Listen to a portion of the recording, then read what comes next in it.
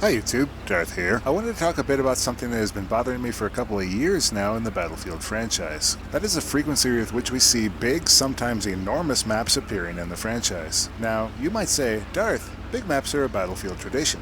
And I'd say yes, when I hear people talking about classic Battlefield maps, they're usually referring in the same breath to these big maps. Some of my favorite Battlefield 1942 maps were colossal in size, El Alamein for example. It was an enormous map with tons of vehicles and only a few capture points. It is what I would consider to be a classic Battlefield map. It's definitely a very big map and it fit the pace of that game. But these maps work for the game they're in, and it really comes down to one thing, and that's pacing. When I think about pacing, I think about what Kurt Vonnegut once said about a well-written story. His example was Cinderella. You start with a high where she's happy and with her father, you go to a low where she's orphaned with her stepmother, another high where she's at the ball, another low when the carriage turns into a pumpkin, and finally a high again when Cinderella is reunited with the prince. You can use this general pattern to apply to almost every story you've ever heard, and it also applies pretty well to level design. In level design, you'll usually want to end the player on a high point unless you're an edgy level in Call of Duty. Failing that, you want to keep players on average above the low points and rise to a peak over time.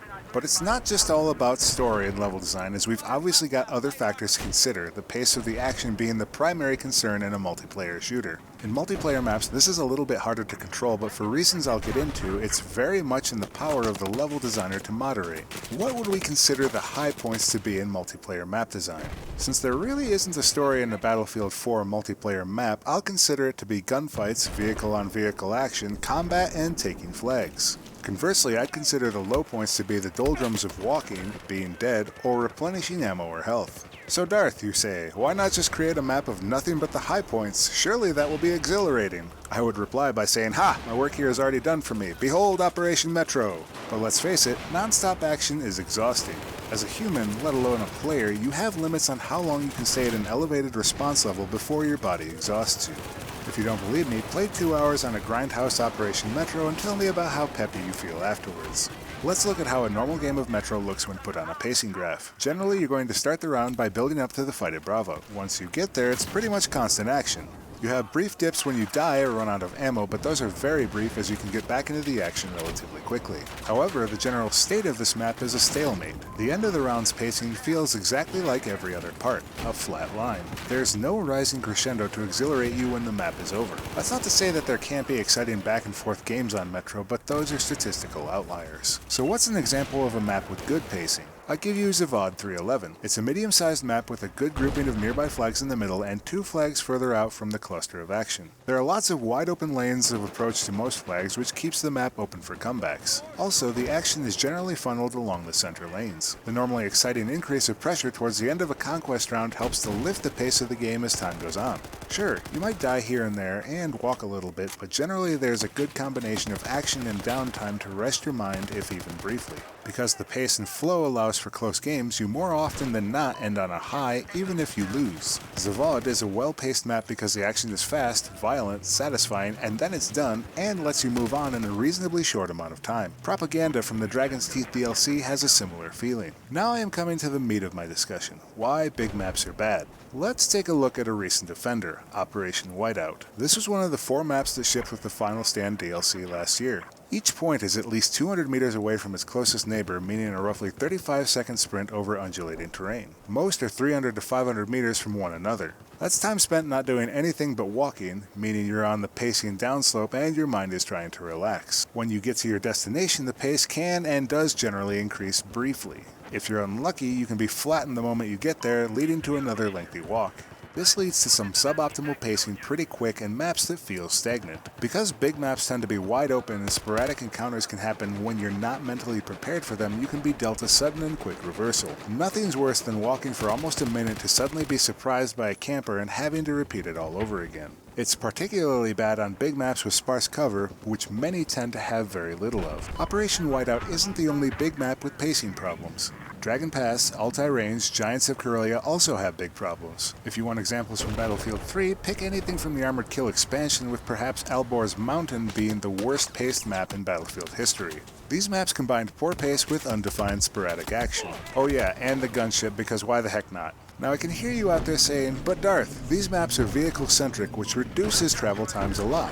Yes, I agree with you, they do reduce travel times a lot and help to improve the gaps in pacing on these maps. But Battlefield is not World of Tanks, and the default state of the game is not in a vehicle.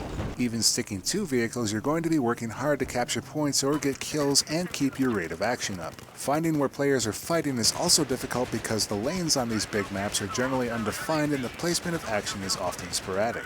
Being stranded is a pretty common occurrence in large servers on these large conquest maps.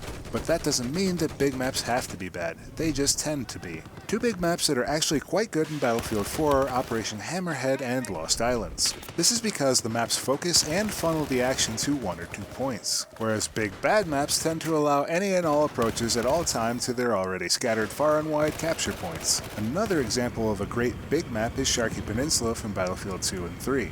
This actually was my favorite map in Battlefield 3. The map is large and allows for a lot of dynamics, but keeps the action tight once you're actually fighting in the city.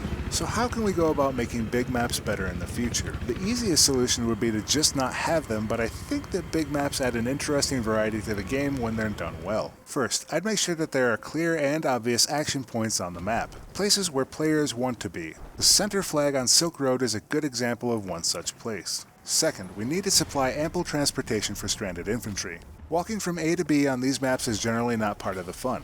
This also doesn't have to mean adding tons of vehicles, as the pods on Hangar 21 have shown us. Third, I'd make sure that if you do create points that need to be walked between, that there is enough cover for infantry to approach points smartly rather than having to cross wide open spaces. These maps can have long lanes for recon to defend, but I don't think that they need a no man's land. Finally, the easiest way to keep the pacing tight on maps like this is to create focal points of flags. Bandar Desert from Battlefield 3's Armored Kill expansion was easily my favorite map of an otherwise subpar DLC. Now you might be wondering why I brought all of this up.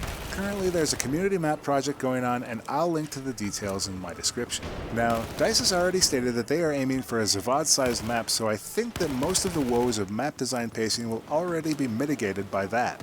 But primarily, I want to make sure that the community understands what is typically made for well-paced gameplay in Battlefield 3 and 4 maps. As a community, let's please not make a map that sucks. In any case, that's it for this video. Be sure to let me know about your favorite maps in the comments below. I'm sure a number of you like big maps and you cannot lie, and I'd like to hear what made them great experiences for you. If you're new around here, take a moment to check out my channel and please consider subscribing. As always, thanks for watching, and I'll see you next time, YouTube.